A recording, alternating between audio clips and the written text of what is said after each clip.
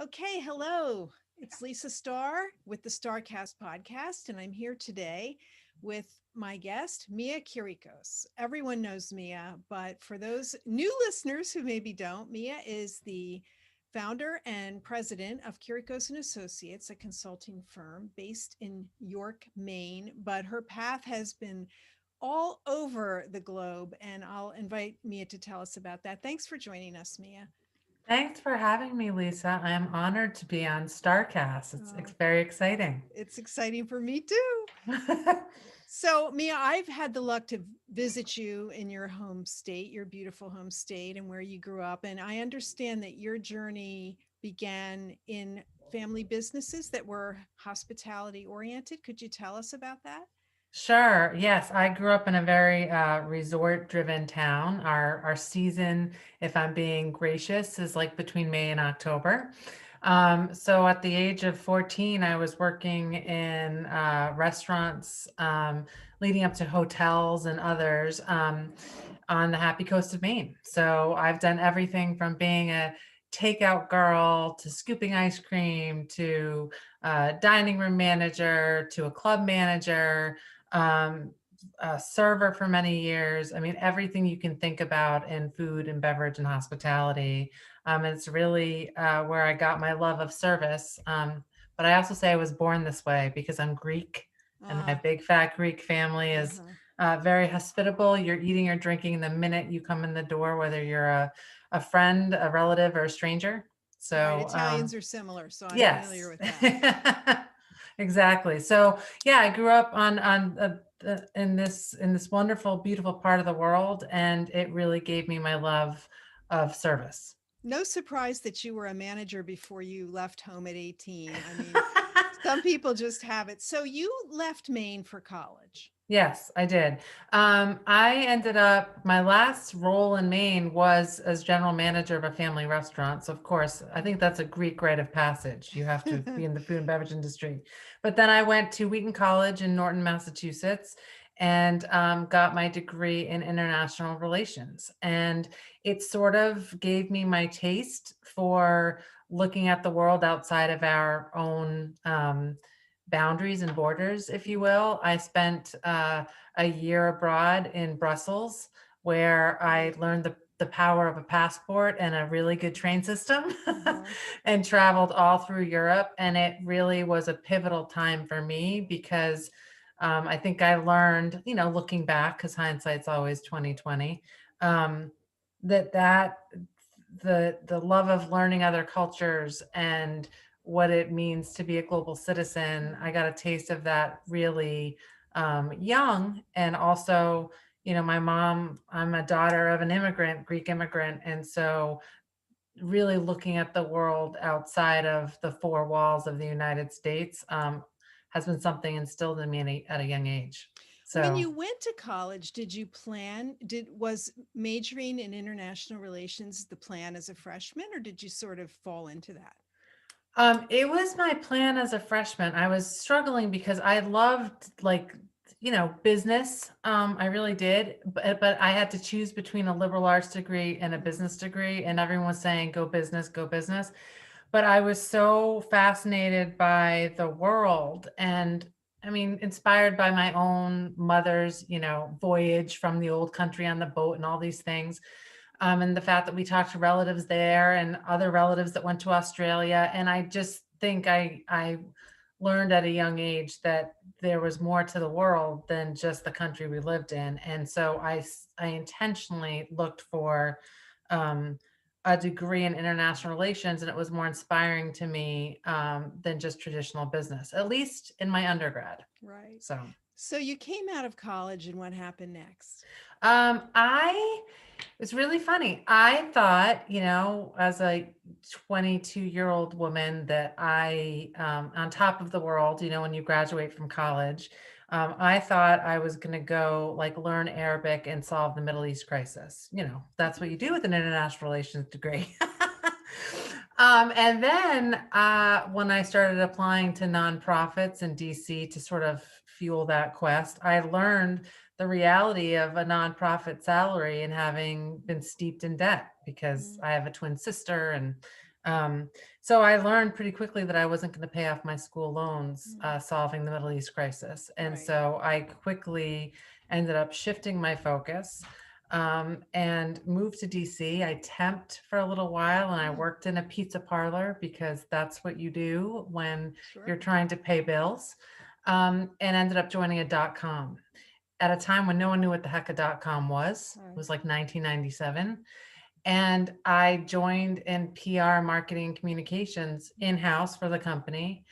And this is where I say I really learned my functional expertise in an Mm. industry that I ultimately didn't really like, Mm-hmm. technology and so forth.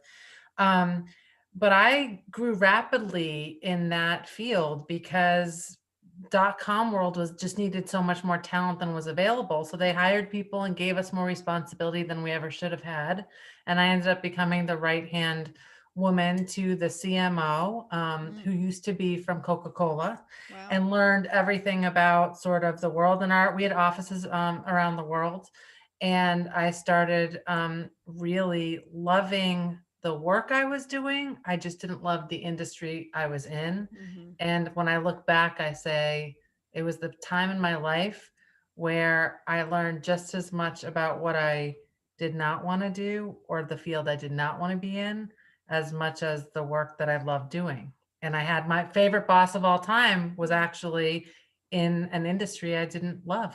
But that's so key, right? For the Hmm. experience, because you come out of college without a really super clear sense of, okay, what's the next step? And right place, right time. Maybe you just got into something that was booming at the right moment. And of course, being the uber talent that you are, you zoomed up. And so, what happened when you left DC? Where was the next step? Well, I knew I always wanted to go back to school. And I will tell people one little tip I would tell to your listeners, because I know they're looking at sort of your guests for inspiration for their own future paths. And the reality is, um, it only looks good in the rearview mirror Mm. because you graduate at the top of your class with a great GPA and you name it. And if you have a history of success or not success, there's no roadmap. And it's almost like starting over Mm-hmm. after 12 years of being in school. Anyways, after the 4 years of being in the .com, I knew I wanted to go back. Now I was ready to get that business degree. Mm. And everything I ever dreamt of doing was back in the hospitality world. And I got some great advice from my boss at the time Mm. because I was going to apply for an MBA at all the Ivy Leagues, right? That's what I was going to do. Wow. And he says to me, Mia, don't underestimate the power of the experience you have in a super fast growing industry in a function that you like. You can take that functional expertise, and it's always important, whether it's marketing, HR, finance, have some level of expertise and map back to your industry of choice. So he said, if you can get into the number one school you want to get into, great.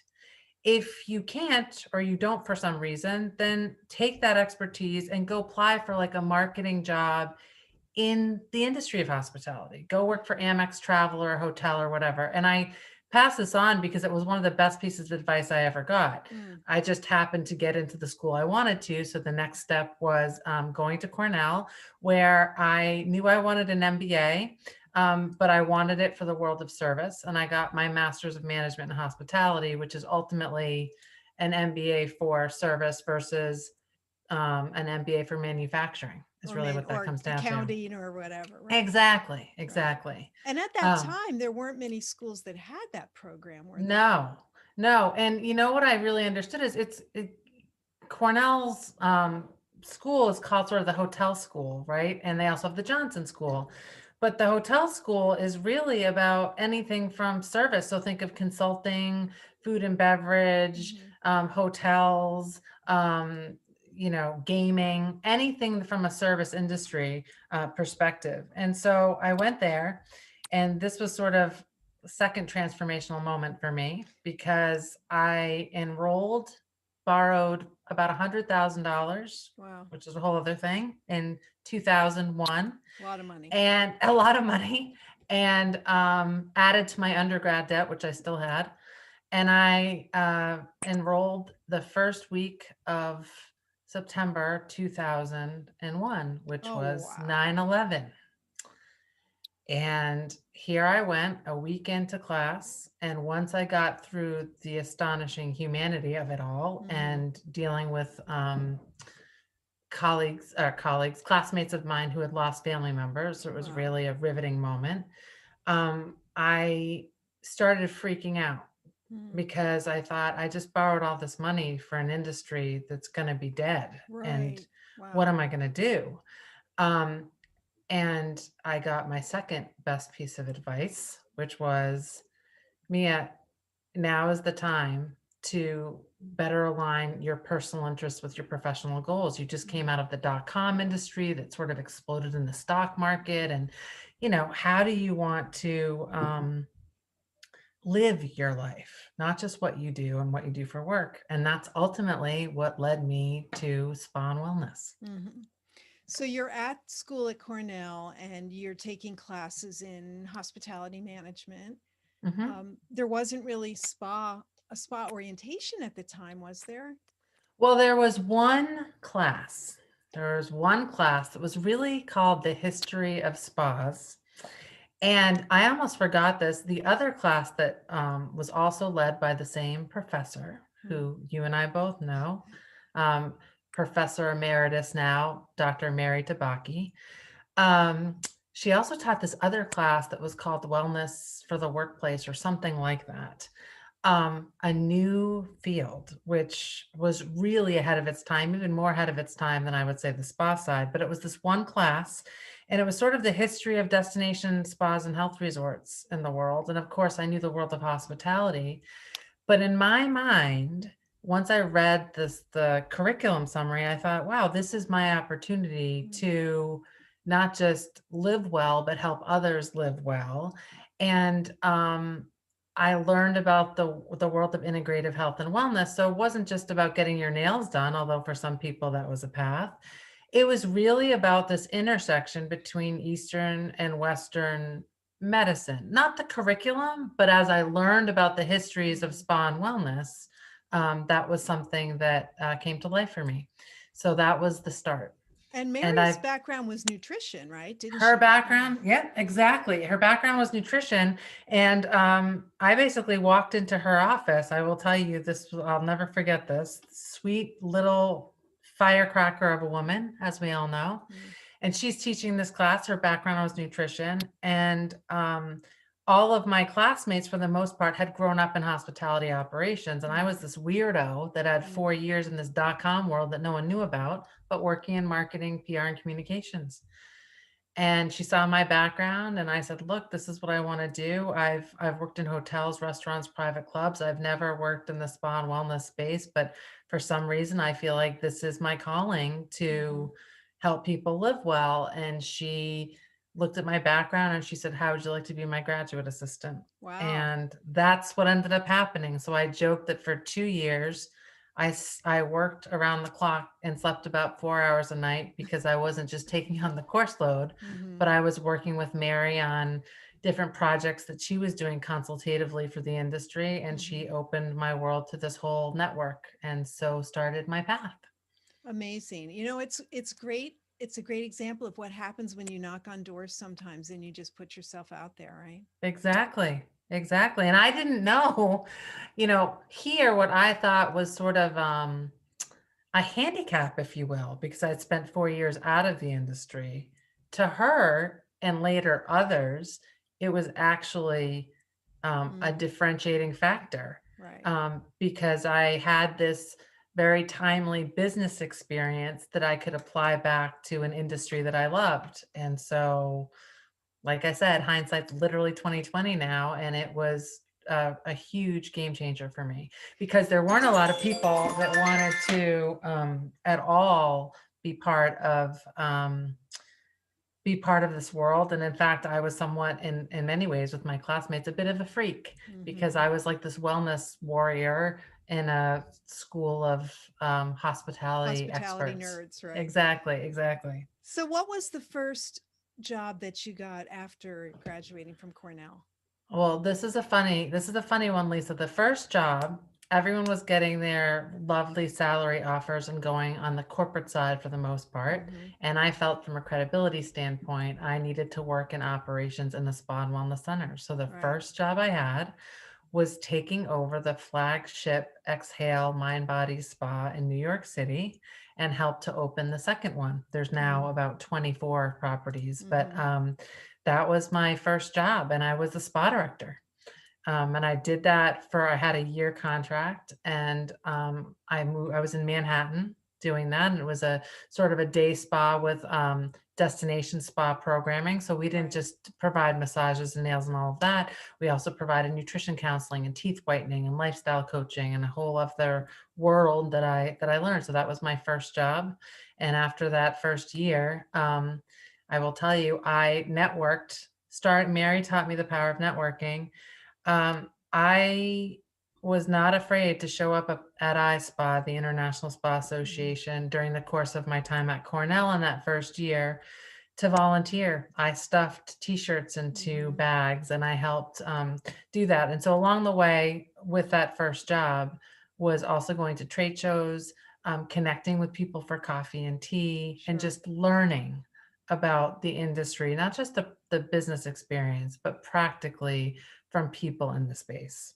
That's really good advice, Mia, because you've got 4 years of undergrad and a prestigious degree in graduate school, and yet, we still always need to learn.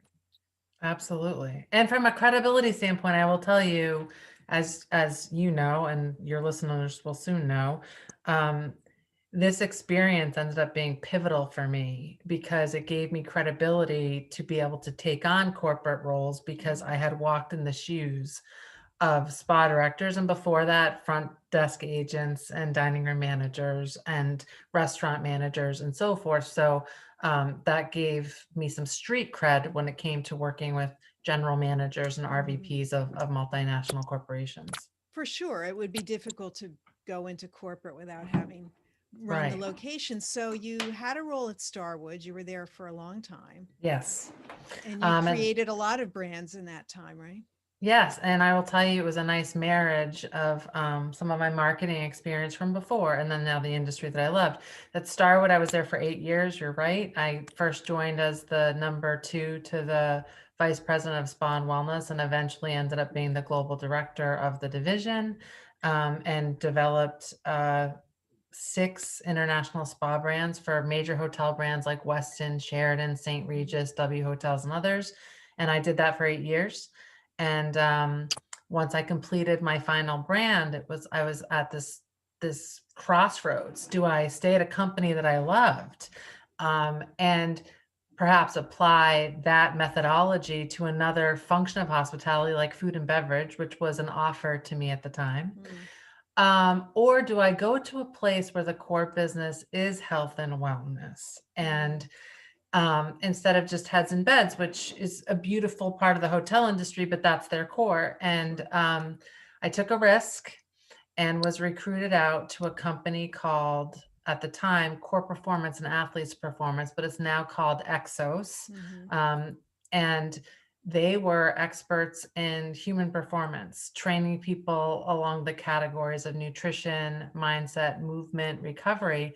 But the world's biggest athletes, your NBA, your PGA, your NFL, your Olympian, Oh, fun. um, yeah, so the Brazilian soccer teams, the um, preparing tennis players for the US Open and so forth. These guys were known for training the world's best athletes, but also elite military and others. And Hmm. they came to me because they were looking for someone with a hospitality background that could take the philosophy that enabled professional athletes to earn millions of dollars a year, but to repackage it and bring it to the campuses of Fortune 500 companies in this little known field at the time called workplace wellness. Wow.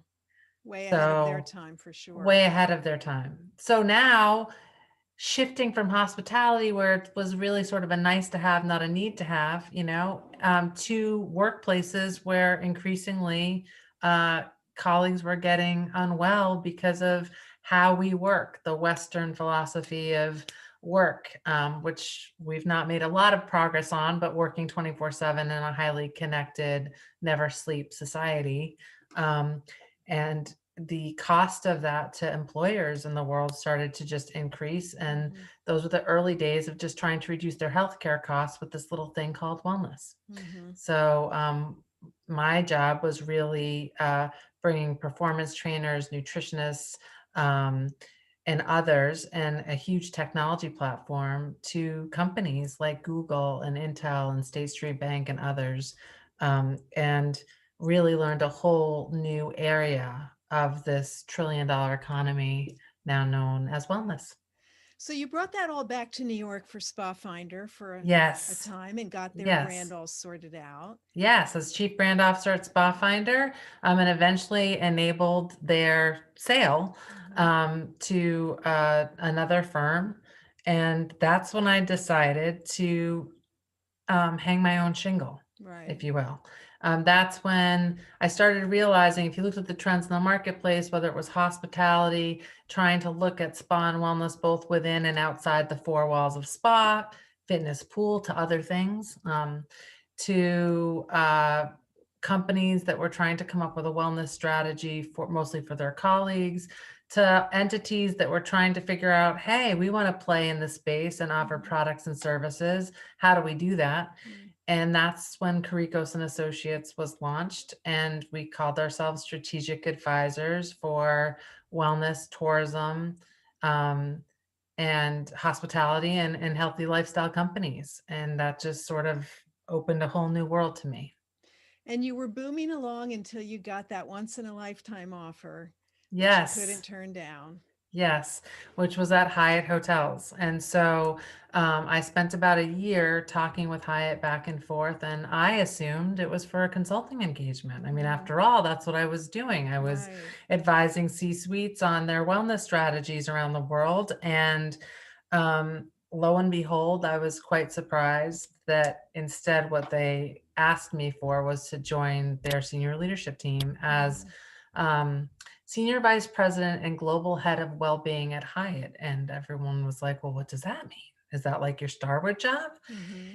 And it was real evidence about how far the industry has come. And really, the scope of work was to come and identify what wellness and well being means for Hyatt globally, a $5 billion company with 1,000 hotels around the globe.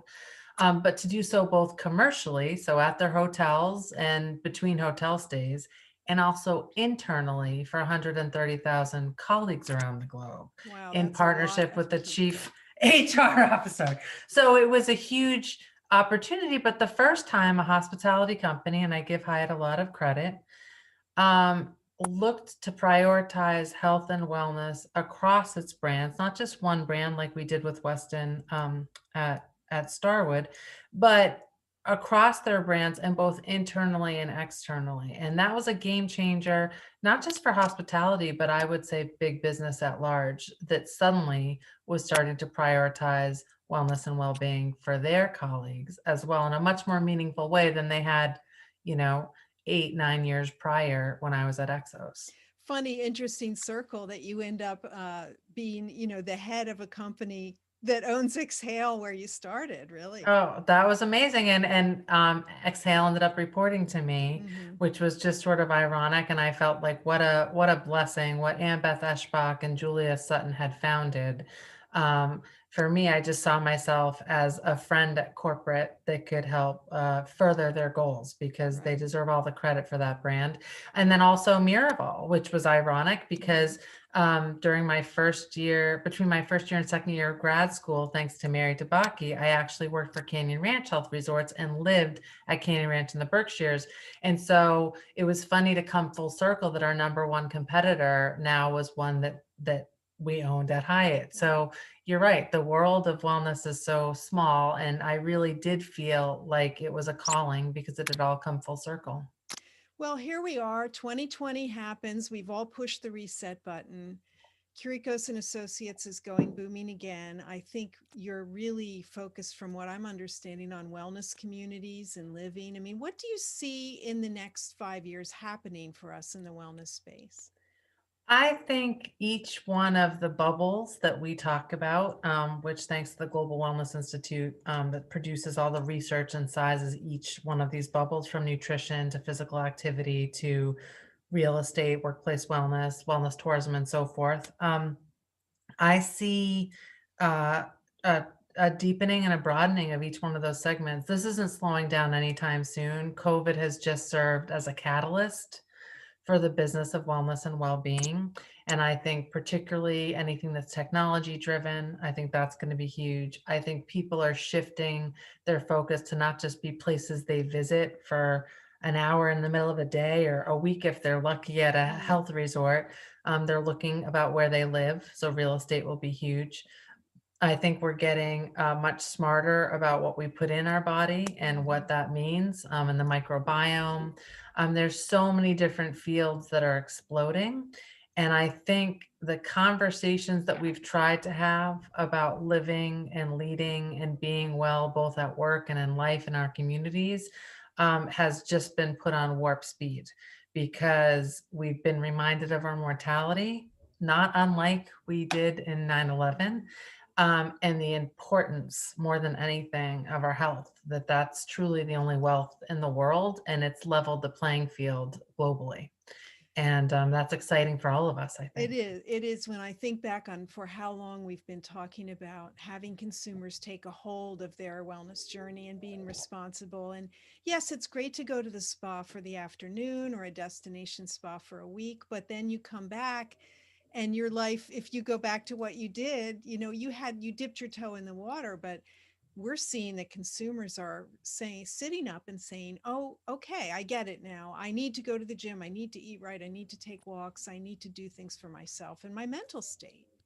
Absolutely. And I think you hit the nail on the head. At the end of the day, the business we're in is ultimately prevention, and it's ensuring our longevity for years to come. And I think we all have the power, with a lot less red tape. If you Mm, look at the medical community, we have the power to help people live longer, richer, happier lives. We have the power to help people live as young as possible, as mm. long as possible, and it's a real privilege. And I think we need more people to help carry this work forward and to partner with medical fields and others. And I've never been more bullish than I am on the business of wellness and well-being, than I am today. And I'm grateful for COVID in many ways for serving as that catalyst. And I'm grateful to you and entities like StarrCast that are bringing these conversations to light, because we need as much help as we can get. Well, that's very generous of you. We're grateful to people like you who have blazed the trail for so many behind you and will continue to do so. I'm going to close with two quick questions, Mia. Number one, what's one thing looking back you wish you had known when you graduated from Wheaton? Is there anything that would have helped you along your journey? Um, I wish, uh, in looking back, I wish that people focused more not just on being successful, but the realities of failure too. Mm, Um, that when I look back at the most pivotal times of when I stumbled, it actually propelled me into something better, and I just had to trust it. And so I think we all have preconceived notions of what's going to happen the day after graduation. And I think the reality of the world is that you still need to put your hard work in, and you still need to be respectful and be kind. And there's really no free trips. It's everyone has to put their work in some way. And so I wish, in looking back, that I was a little kinder and trusting the process and mhm. had a more flexible, open mind as I do now. Well, we can say that with the advantage of our years, right? We always look Yes. back and because you're in such a hurry when you're younger but we've learned that failing up is a thing, right? You learn from that as long as you don't make the same mistake again. It's good. ex- exactly. And I think if we are caught up in less of the woulda coulda shouldas and more about where we are, we'll enjoy the process much more. My second and last question, Mia, is you're known for baking. What's your favorite thing to bake when you're not working? I love to bake a really good pie. I'm sort of known for my fruit pies, but I make all different kinds. And I also have found a knack for catering to all the folks in my family that happen to be gluten-free or gluten sensitive. Mm. So I just love making a pie with the world's freshest ingredients, and And especially a good Maine yeah, blueberry. I was going to say it has to be Maine blueberries. Exactly. Well, thank you again so much for joining us. I hope we have shared some inspiration today and look forward to seeing you in person again sometime this year. Me too. Thanks so much, Lisa. And thanks to everyone for listening.